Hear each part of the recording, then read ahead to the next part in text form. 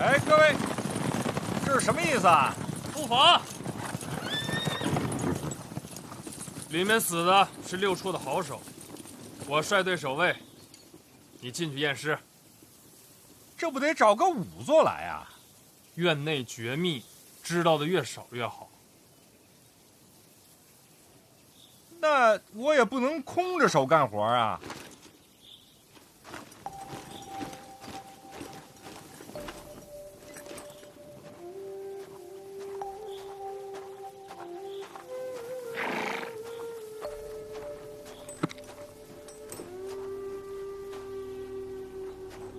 陪我一起吧。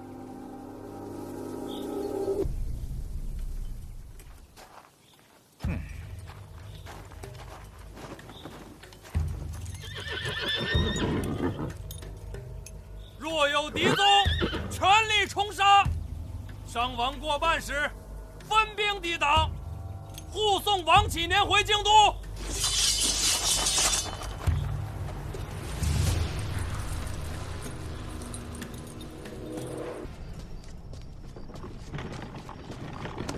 院长，回来了。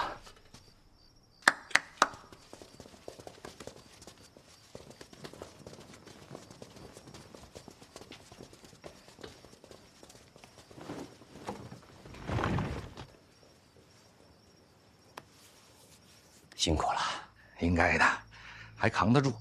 那具尸体你看到了吗？看到了，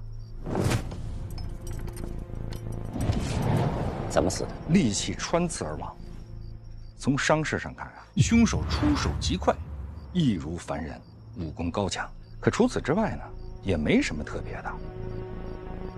自江南到京都，山条水长，这跟江南有什么关系啊？前些日子，江南有连环杀手出没，此人武功极高，行踪难寻。费介亲自前往江南，就是为了这个案子。有费老出手啊，那就万无一失了。费介前几日飞鸽传讯说他跟丢了，费老都跟丢了。自那日起，江南到京都，官府沿线不隔数日，就会有监察院的同僚惨死。那这凶手是从江南奔着京都来的？你看到的应该是最后一个。那按脚程算，此人应该到了京都。可这是谁呢？他能让费老无功而返？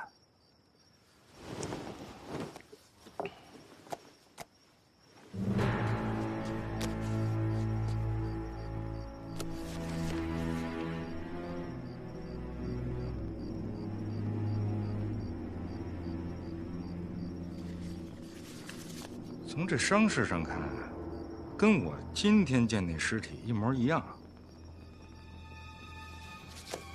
一个人干的。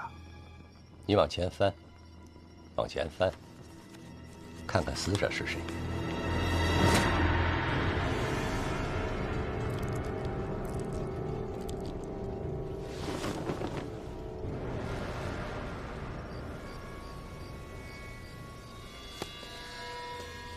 院长，那这个消息，我能告诉小范大人吗？你觉得为什么能让你跑一趟？明白了，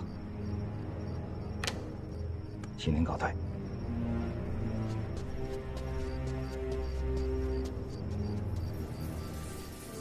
林拱被杀时不是没有怀疑过范闲，但当时范闲反驳的理由就是他并不知道林拱与刺杀有关，所以他根本没理由杀林拱。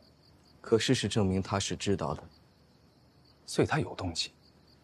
林拱的死很可能跟他有关。殿下，您接受婚约和叶小姐来往，难道就只是想要得到这个答案？别把我想得这么坏。范闲与郡主成亲是接掌内库的条件。如果没有这场婚事，内库就有机会重归旧主。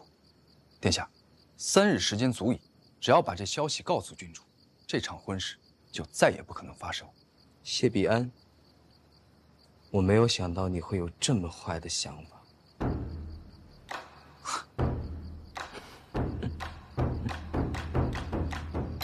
你是说有个连环杀手从江南到京都一路杀人？是。然后从死者伤势上看，跟从前的一个验尸结果类似。没错。那这所谓的从前的这份验尸结果，死者是谁啊？林拱。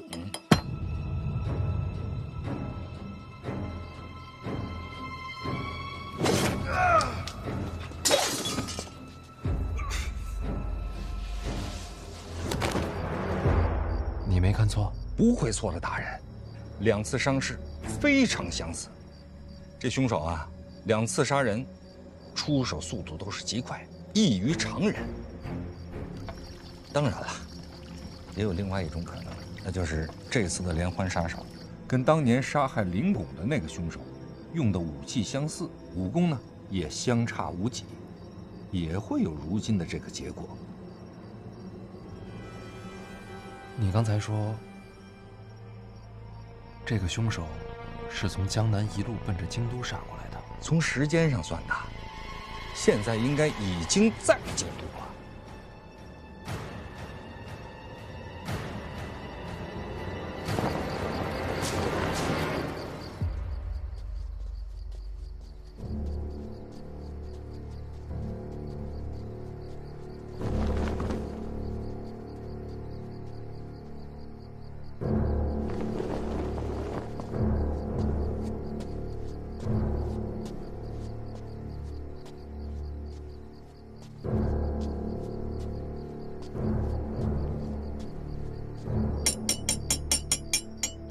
从我记事儿起，你就一直守着我。只要有你在，我就什么都不怕。你对我来说不仅仅是一个守护神，还是我在这个世界上最重要的亲人。所以我希望你能找到自己想做的事儿。找到自己想做的事，为了自己吗？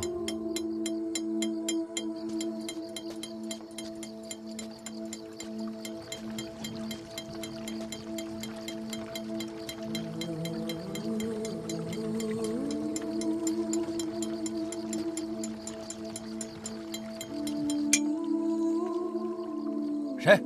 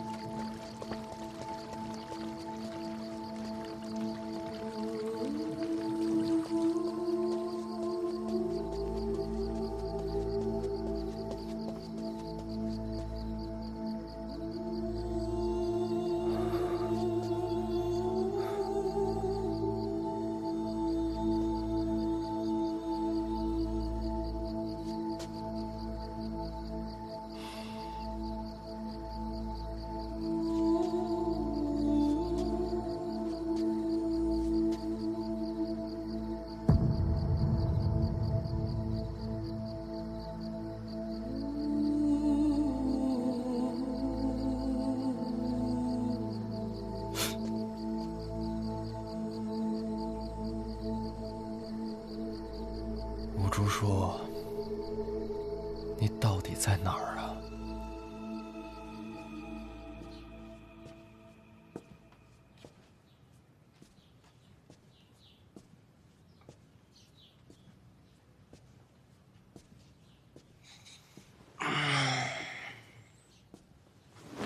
哥，你醒了！姨娘，哥醒了！范先醒了，睡好了吧？姨娘来了。哎，叔叔，你先出去啊，我换个衣服啊，姨娘。不用，正好是衣服。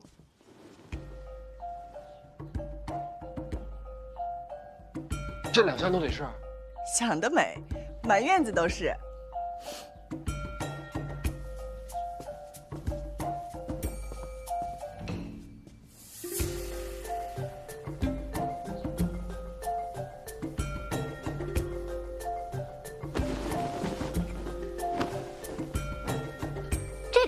这个颜色我试试。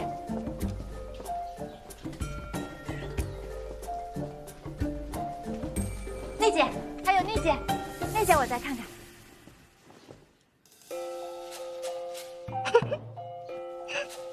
看来啊，真是如意郎君，小姐都笑开花了。不是，我在想，范闲这个时候应该也在试衣服。那肯定呀。你觉得他会逃吗？逃什么？逃婚呀。我觉得这就挺好。你觉得有什么用啊？得一件件试。你们先师傅出去一趟。走，是别想了。太折腾了，我受不了。折腾，这才最外面一件，3套内里都没到呢。我死了得了。说完再死。叔叔，你从小最听话了，你放哥走吧。哥，我也是心疼你。你明明在笑。有吗？我早上没吃东西，心里慌。边换边吃。我接手。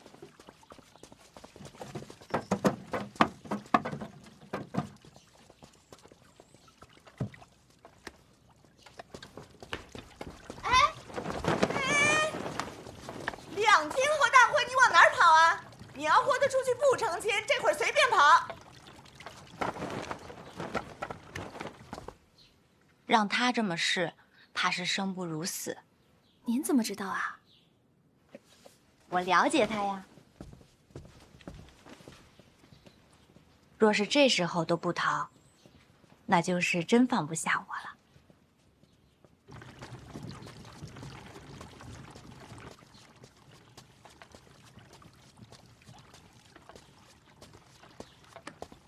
不跑了？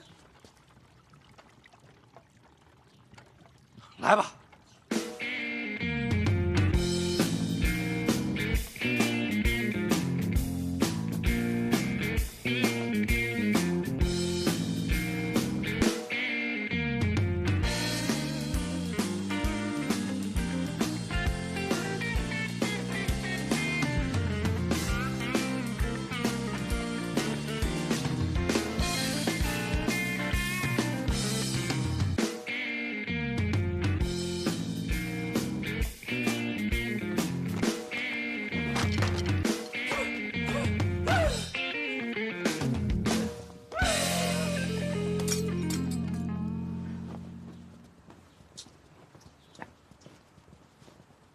小姐，您还有很多衣服要试呢，再累啊也得忍忍。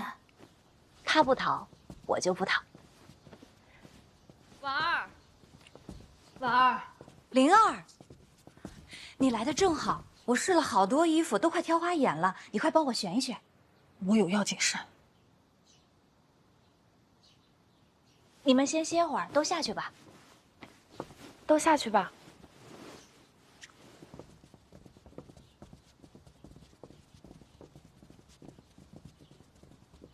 找我有事儿？李成，啊切！你怎么了？得伤寒了？没有，啊切！小桃，快去把治风寒的药拿来。小姐，您放哪儿了？就在我……算了，还是我自己去吧。你等我一下。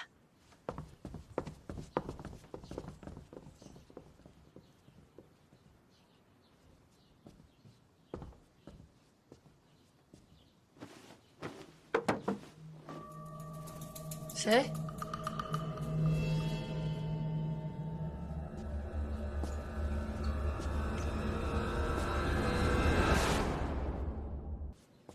灵儿，灵儿，灵儿，你在哪儿啊？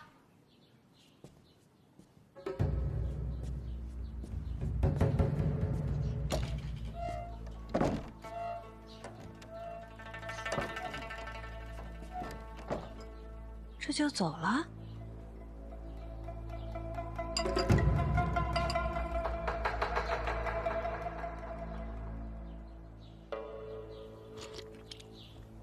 我让人去你府上问问，说你喜欢紫苏汤，便让他们学了做法，味道还行吗？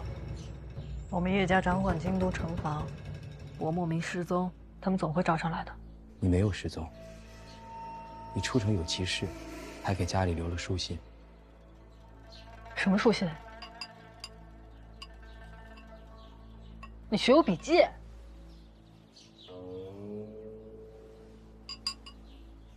不喝了。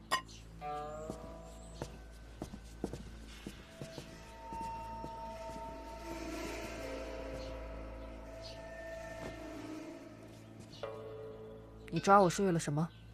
我怕你单独去见婉儿，告诉她林红的死其实与范闲有关。人不能太冲动，朋友没有你这么当的。你要提前说了，还怎么成亲？说的倒好听，你不就是想在婚礼上说穿吗？就这么不相信我？你说呢？这绸带是不是有点长啊？对对对，我觉得这件不错，应该算是甲等上乘。甲等上乘，你觉得呢？还行。谁问你了？你来干嘛？他找我有事儿，找我有事儿。哎，别走啊！我不急，你忙你的呗。抓紧聊完回来继续。说吧，啥事儿？别让我叫你啊！我这就找他。没事，不忙，你这重要，他不着急。我着急。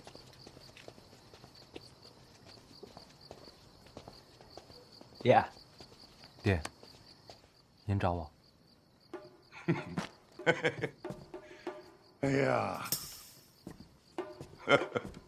哎呦，哎呦，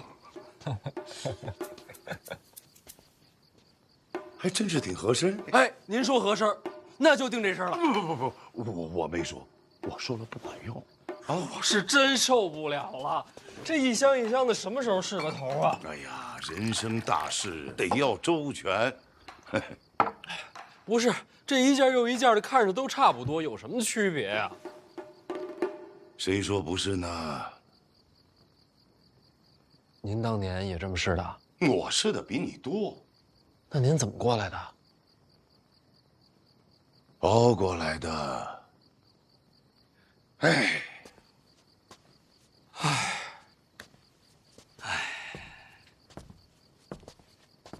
你跟着叹什么气啊？我是想啊，寻常人家根本没有你这种机会换这么多套衣服，你这烦恼啊，其实是人家的幸福。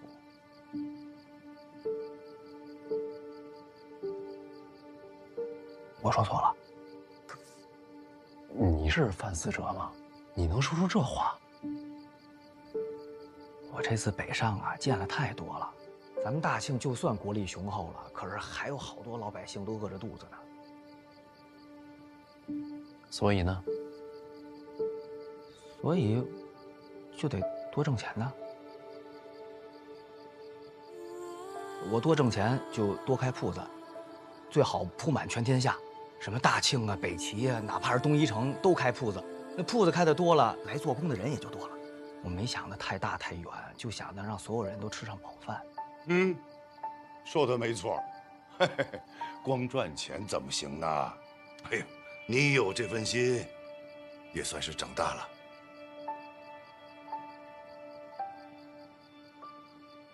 范闲啊，叫你来是有些事儿，要你自己衡量。你这次大婚惊动了整个京都，一个呢，你有诗仙之名；二一个，将要接手内库；再一个，陛下亲自指婚。如今朝堂上下各部官员都等着上门贺喜，咱们家就这么大，塞不下满朝文武。喜宴名单，你怎么想的？我提醒一句，请谁都好说，难的是筛掉哪些。来不了的人心里难免有刺，天知道什么时候就推你一把。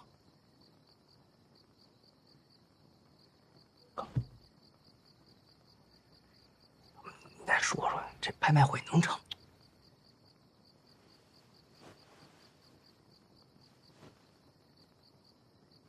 所以说，请谁不请谁，都不合适。是这道理。那就谁都别请了。成亲不设宴，说不过去。家宴，家宴，家宴。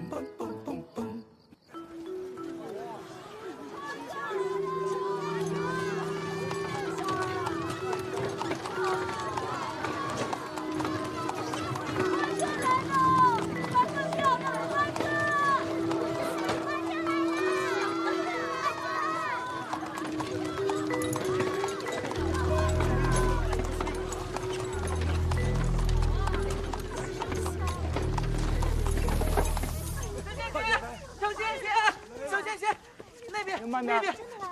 那边来了个大家伙，可漂亮了。他们都是奔你来的，你知道吗？那我再去帮你看一看吧。从信阳到京都一路撒过来的，哈，日以继夜，夜以继日的，都不休息吗？他们轮流撒。那得撒多少花啊？车上装得下？这一路上啊，一路薅啊，不知道撸秃了多少座山。他是我亲自赶出京都的，如今大张旗鼓来给我送礼。毕竟，他是郡主的生母嘛。哼，他要是爱屋及乌啊，就不是李云瑞了。哎，来了。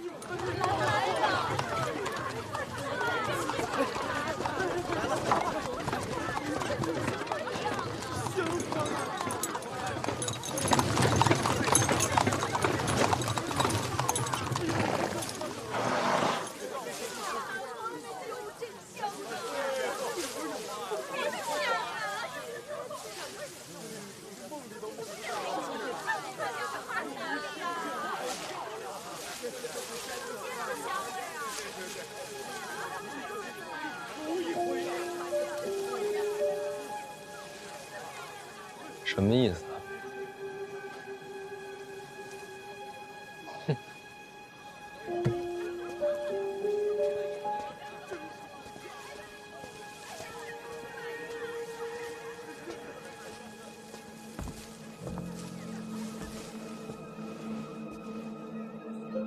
好久不见。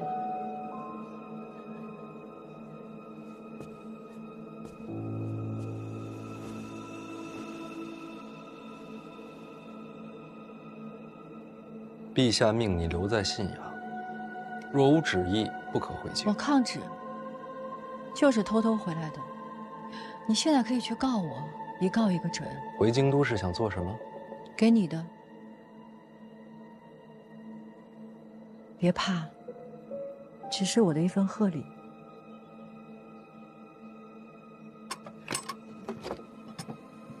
与婉儿成亲之后，你就该接手内库了。这是内库的账本，还算有诚意吧？不惜抗旨回京，就为了送这个？成亲那天，我要见见婉儿。她是我的女儿。成亲是她一生中最重要的日子。我没有过那样的生活。但是我希望他有，我也想给他留下最美好的回忆。所以婚礼期间，你我休战。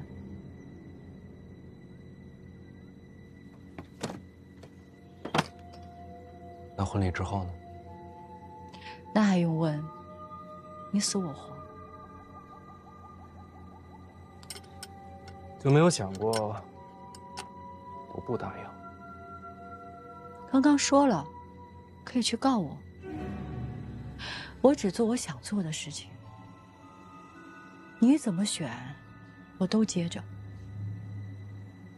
在京都住几天？看我高兴。住哪儿？反正不是范府。藏得好点儿。该叫我一声娘了吧？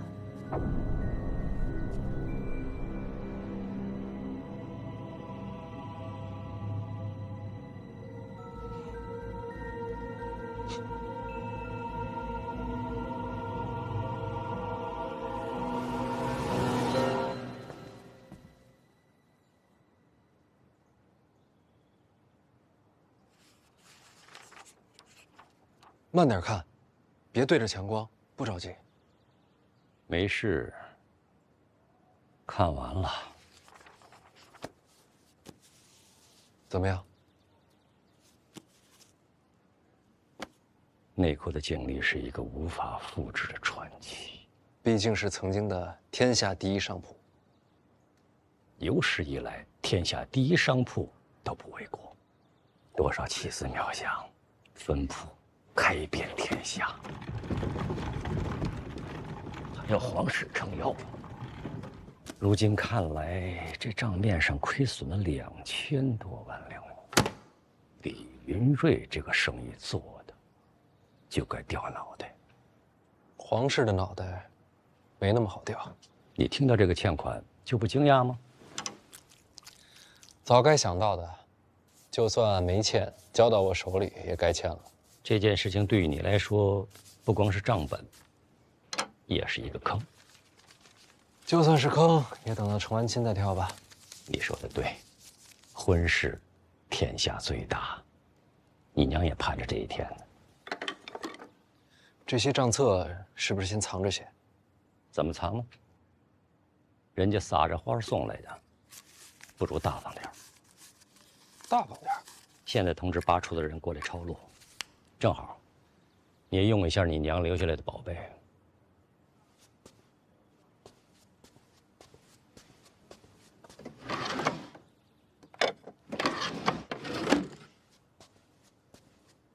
抄完之后呢，都给谁看？该看到的都可以用。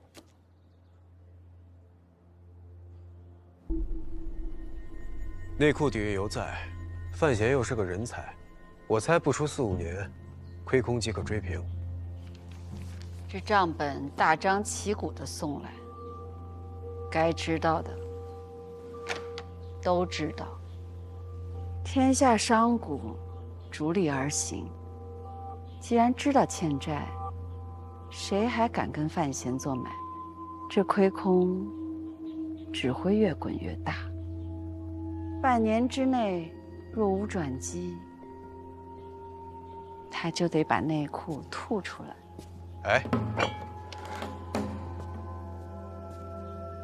半年时间，2000万两，即便是神仙也做不到吧？除非有人愿意帮他。范闲入京以来，有没有明确的表示过要投效东宫麾下？还没有。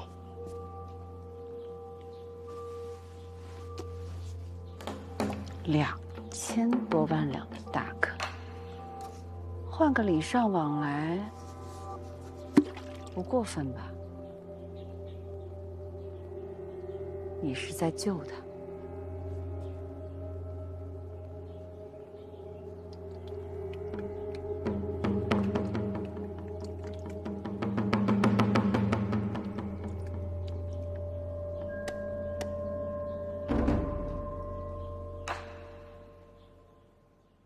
想救你的人不多，落井下石的人不少。毕竟数目比较大。是2只眼睛都看不清了吗？不，就这只。啊，应该是老花。毕竟2000多万，你就一点都不上心啊？先不管他，成亲了再说。别着急，欠款的事情，陛下知道，我也知道。我不着急。其实我这次来啊，也不全是为了这事儿。连环杀人的事儿，王启年和我说了，凶手看清了吗？我猜想着你当天就会来找我。这事儿要能摊开说，您就不会转个弯让王启年跑一趟了。你小子可以做官，是吴主书干的吗？不知道。从江南一直杀到京都，见过他的人都赔了心。那这些天呢？这些天京都平安，凶手好像是销声匿迹了。那就不是了。吴珠忘记了很多事情，如果再来一次呢？如果他连你也忘记了呢？甚至对你出手，该怎么办？您这老花，我给您想想办法，一定给你解决。如果真是他的话，怎么办？我成亲，您来不来？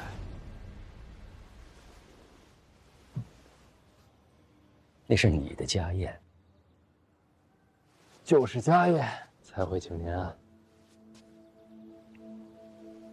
我早就没有家了，这不还有我呢吗？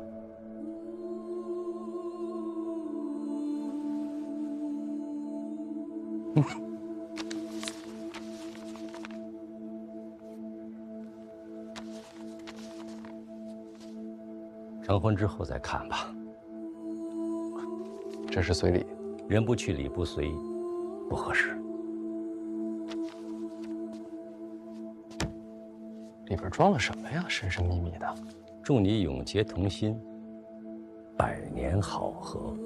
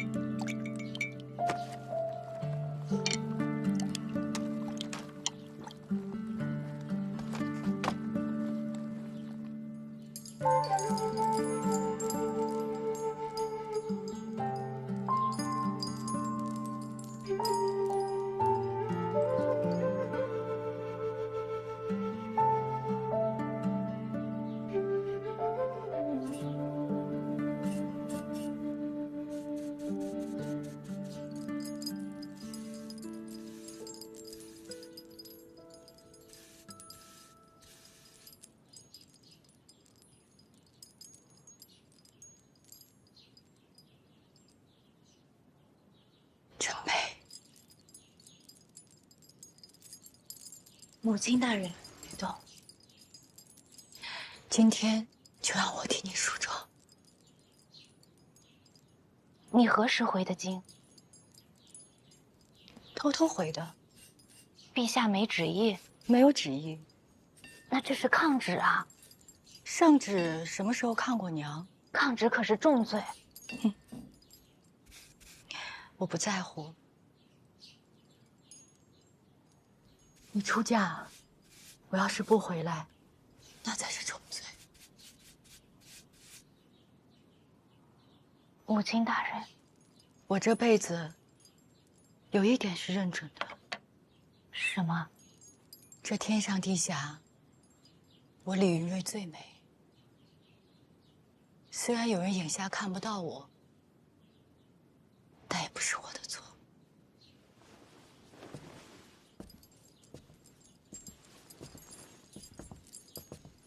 您说的是谁？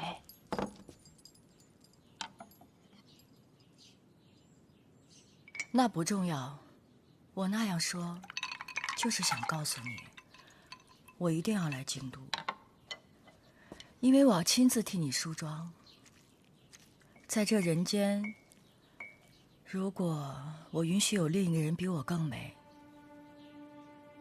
那个人必须是你。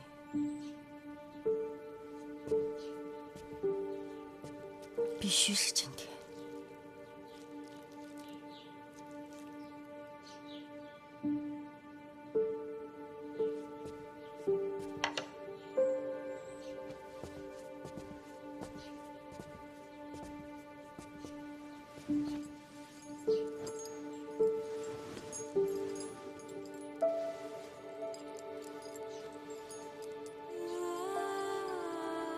从小到大，你都是孤身一人，过得不快乐，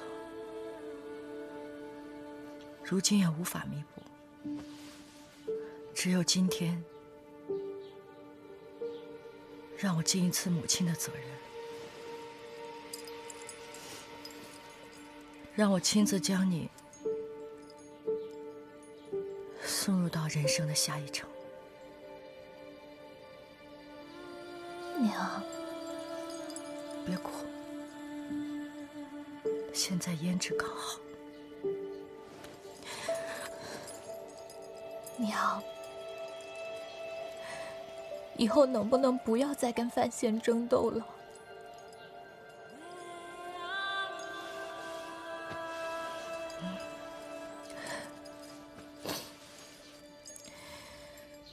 看看你，多美！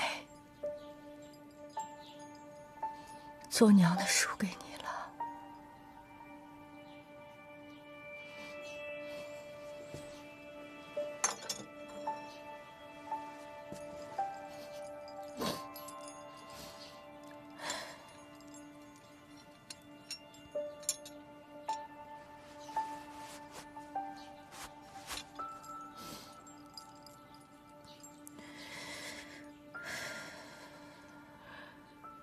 该做的我已经做完了。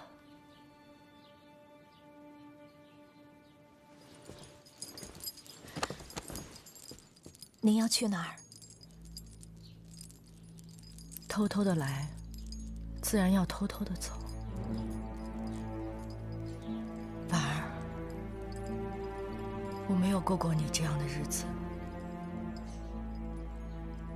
我羡慕你。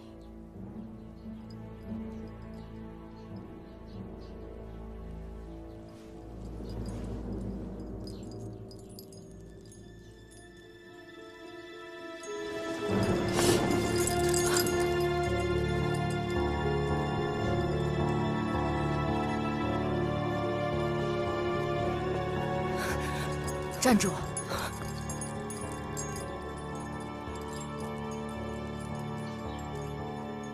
从今往后，把我这个娘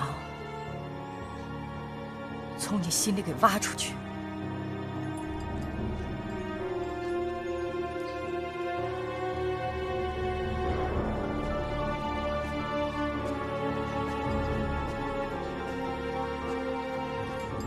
您能来，我很开心。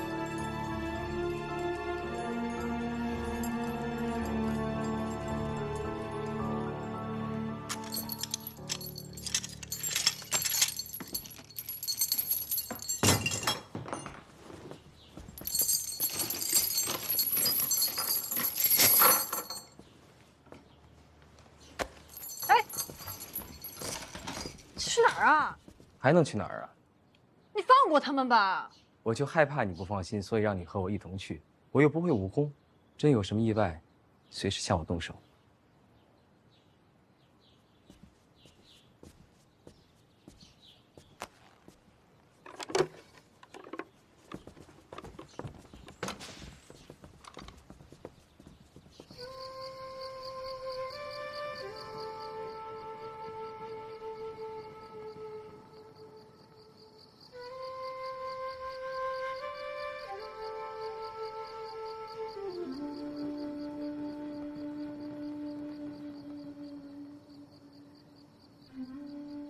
这马怎么还停这儿啊？往那边走，马车停那边。哎，两位，哎，受累啊，把马往前走走。来，哎，马车都停那边去啊，停那边去了。哎，这边几位，来，咱把马牵那边去，好不好？哎，辛苦啊，辛苦。哎。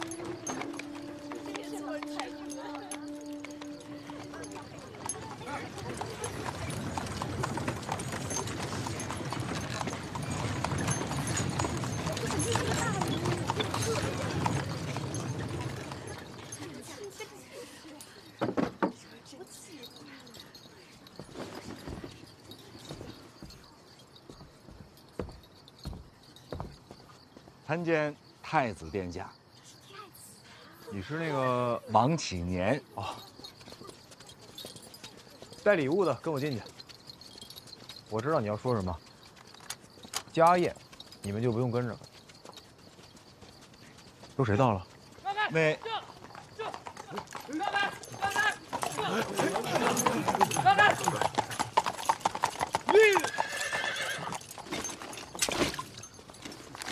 北齐奇信，边军800里加急。北齐犯边？不是，无关战事，是北齐那边写给范大人的书信。一封私信，边军800里加急是合适吗？写信的是北齐皇帝。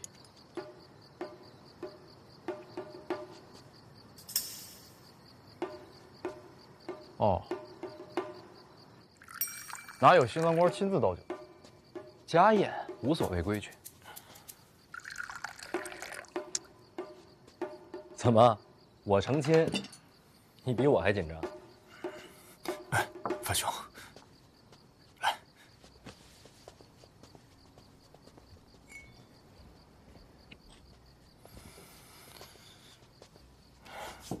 若若姑娘在府里吗？怎么着，还没喝酒呢就想跟我耍酒疯？宫里消息，你大婚之后就是我和若若的婚事。若若不想嫁。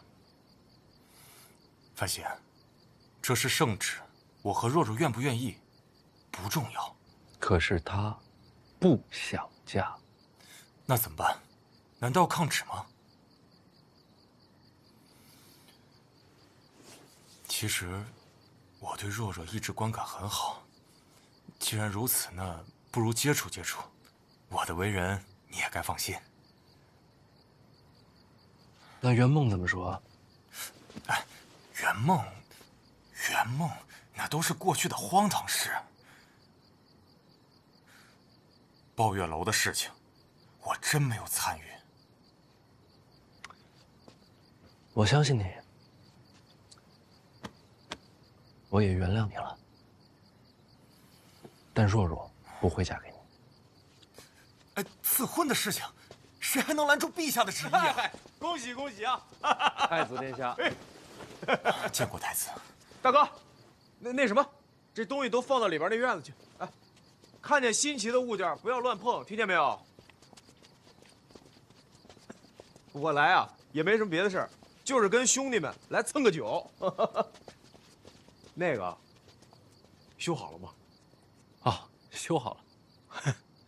北齐小皇帝给你写了封信，你快看看。来人。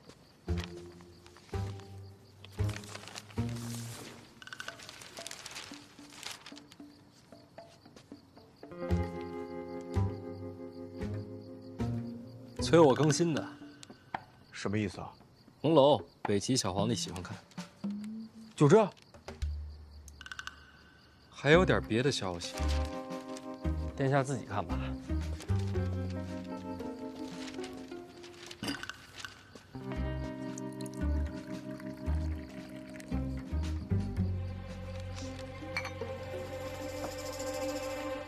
天下四大宗师苦荷要收若若当关门弟子，海棠朵朵不就是关门弟子？这上面说了，门没关严，再关一岁，这也算理由。四大宗师武艺超群，想法难免异于常人。送到宫中，交由陛下典妥。这就安排。行了，入座吧。哎，范兄，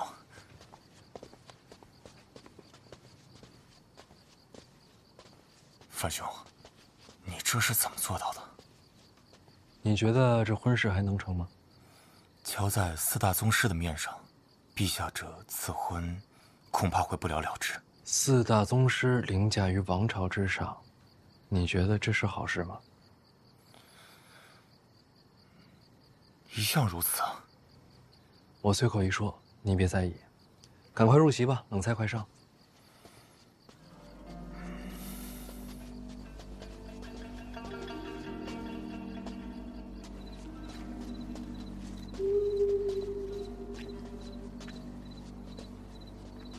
这亲热怎么没人呢？对呀，怎么没人呀？你不用一直牵着。谢边不在，万一有刺客，全指望你了。牵着，我心里安心点。我护着你没问题，但你可答应过我，不破坏婉儿大婚。你要是实在不信，不如这会儿杀我。你看，我一个人又不会武功，动手不难，一了百了。你要是在婚宴上胡说八道，我肯定动手。那就说好了。说好什么？要不然保护我，要不然杀我。我这条命啊，就先放你这儿了。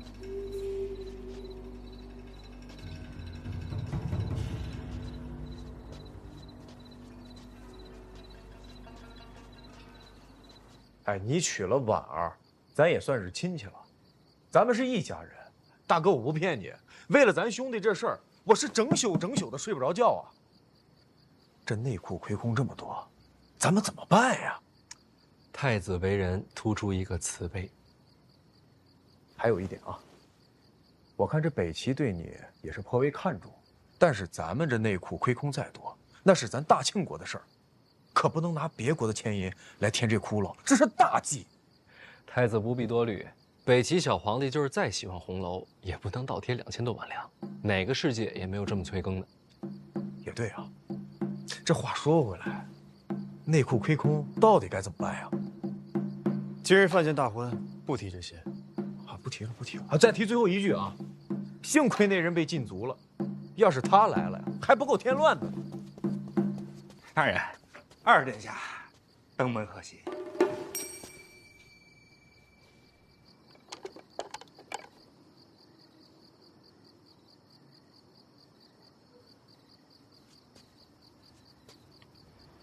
得亏是自己个儿来了，要不然这儿啊还真容不下。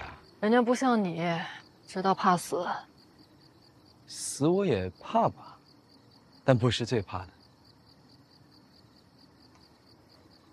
那你最怕什么呀？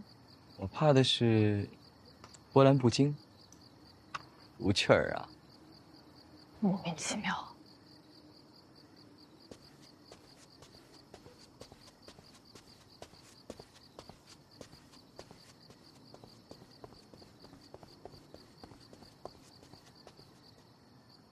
小范大人说了啊，请殿下入府，大喜的日子来的都是客。那太好了，我还担心他不让我进去呢。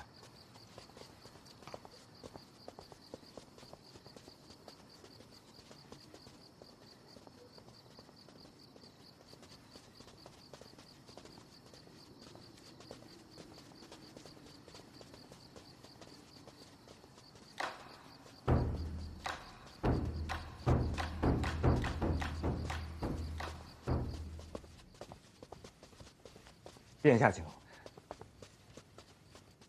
哟，都在呢。见过太子殿下。哎，二哥不必多礼。哦，没行礼啊。这个范闲大婚，二哥亲自赶来，可见是重情重义之人啊。只是抗旨这事儿，若是陛下怪罪下来，哎，兄弟几个，咱们一起帮二哥担着啊。你是说禁足的事儿啊？啊，请过旨了。婉儿大婚，向陛下请了旨，过来凑凑热闹。那是好事儿啊！我还白替二哥担心了。罪过罪过，自罚一杯。哎，我随一个。真是难得呀，世上有这样的兄弟。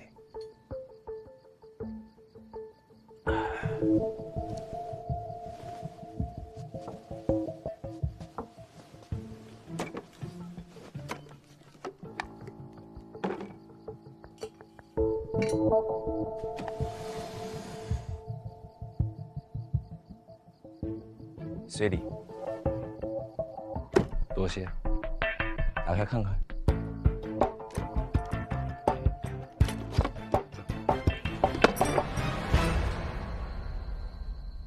我本来准备了这珠宝首饰，可想想这些玩意儿你家不缺，不如直接点，50万两。多了。杯水车薪，这内库亏空2000多万，我都替你发愁。不愧是亲兄弟呀！什么？太子刚刚也替我发愁。嘿嘿，太子仁德我是远远赶不上，咱们还是想想俗人那一套吧。你接手内库也算是百废待兴，买卖还是要做起来的。有这亏空在，买卖可不好做呀。无事，我认识许多商铺世家，看在我的面子上，他们得帮忙。哦，对，二哥心是好的，但是，嗨，这商人啊，他是无利不起早。你今天拿了他的，明天怎么办呢？个个都来插手内库财权，这还了得呀？不过我就说啊，二哥呀，不像那些商人一样啊，商贾逐利的，他心肯定是好的。太子真是好眼光，可咱们总不能让这内库毁在咱们小范大人身上吧？对呀，自家兄弟怎能坐视不管呢？亲兄弟还能自相残杀呢？怎么着，太子，这钱准备你出了？这2000万两要是我能拿出来，那这事儿可大了。那不等于白说吗？明天后天，如果范兄有时间的话，可以来我府上坐一坐，办法总是有的嘛。太好了，从此以后啊，这监察院跟内库都归于太子麾下。哎，二哥这玩笑可不能乱开啊！我可不敢像二哥一样私下接他。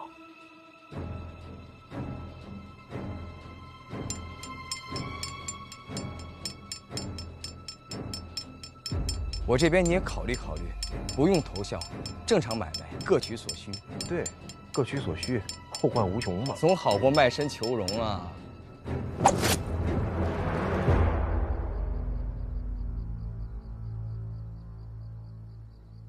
哼，又手滑了。唉，留一张够了，50万两了，都够督察院参我7、8回了。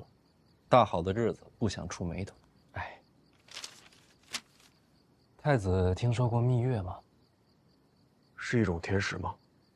不是，意思就是说婚后我得跟网上休息一段时间，不谈公事。太子的心意我领了，这东宫呢，我也就不去了。嗨，哎，这没有人帮，这2000多万的亏空如何收场？良辰美景，不想谈这些。诸位，我今天也是第一次拜天地，时辰就要到了，不如一起观礼，凑个热闹。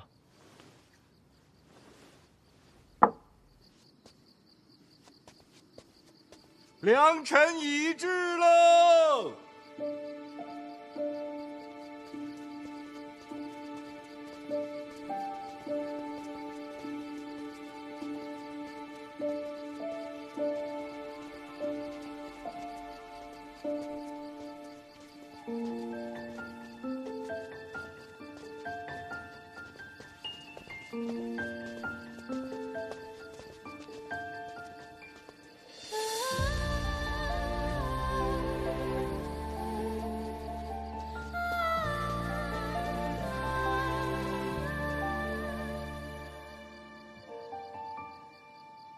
不应该喜婆牵着吗？这差事是我抢的，重要时刻我要见证。两心一线，永不分离。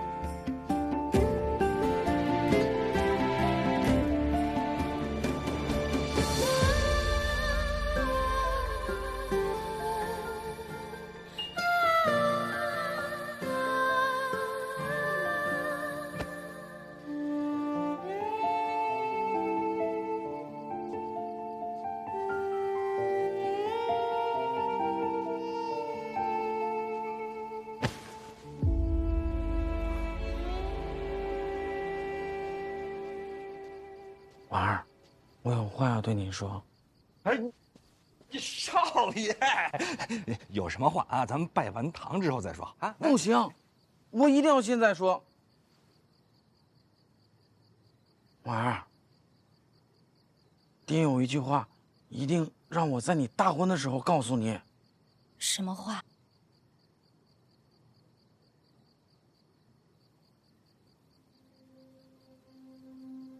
他让你一定要照顾好大宝。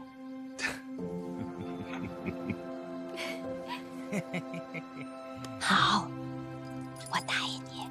嗯，我说完了啊，说完了，好，我说完了，我说完了，大宝说完了，说完了，说完了，哎，好嘞。哎，开始。嗯。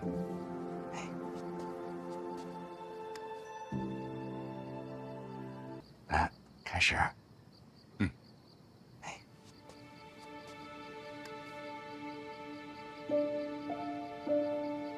上世宗庙，下济后世。依从古礼，成就契约。自今日始，夫妇一体同心，生死不移。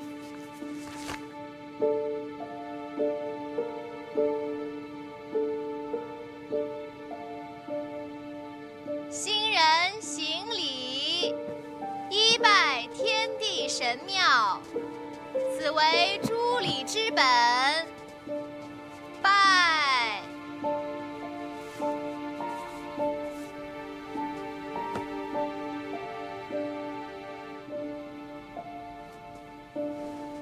二拜父母高堂，以明宗族之礼。等等。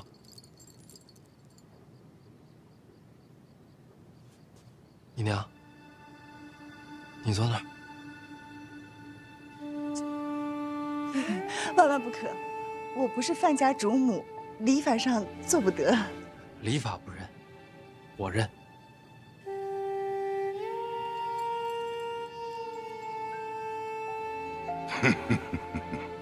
来吧，坐。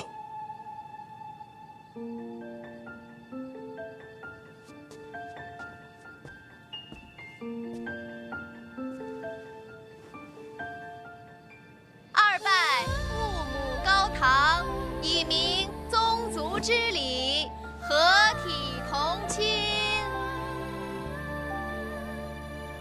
起。夫妻交拜。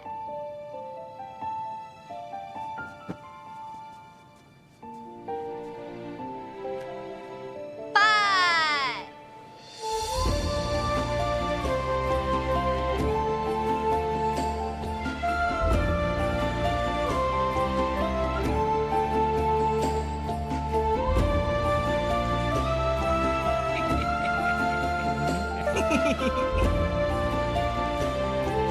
起。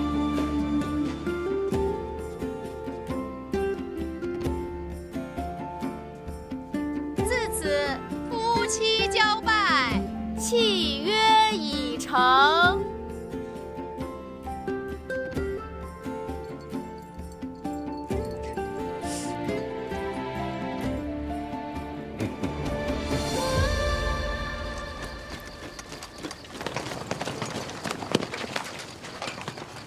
瞧瞧，还真不少啊！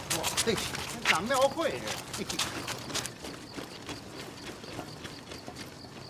奉天承运皇帝诏曰：范林联姻，家世天成，手书一副，以为祝奠，钦此。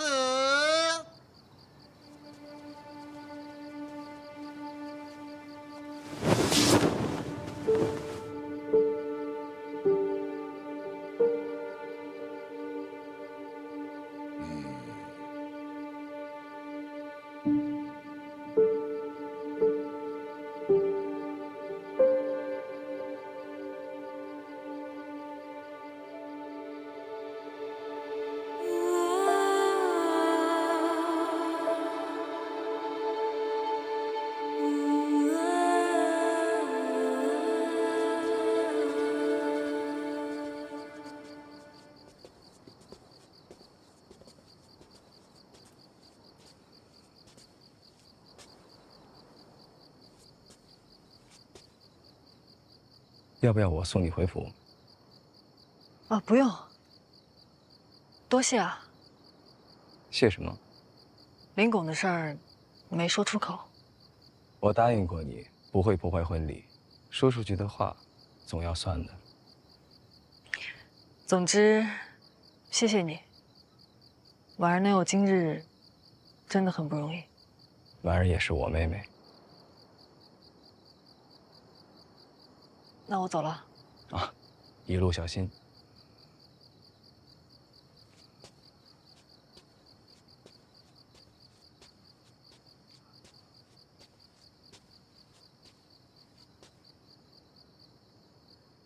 是有什么忘了吗？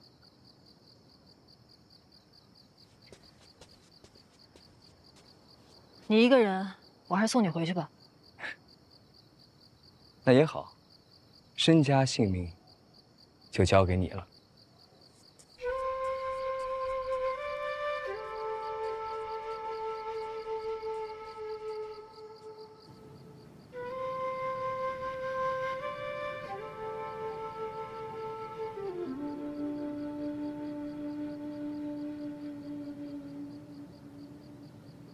婉儿，哎，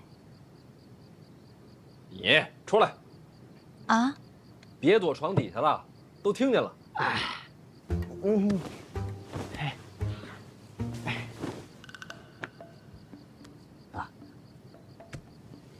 思哲，哎，嫂子，哎，哎，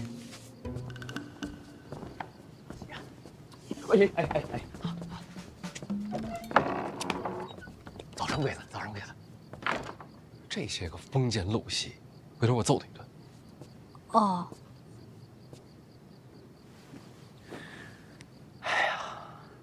这一天呐，我就想着一件事儿，什么事儿？我想见见你。我今天还没见过你呢。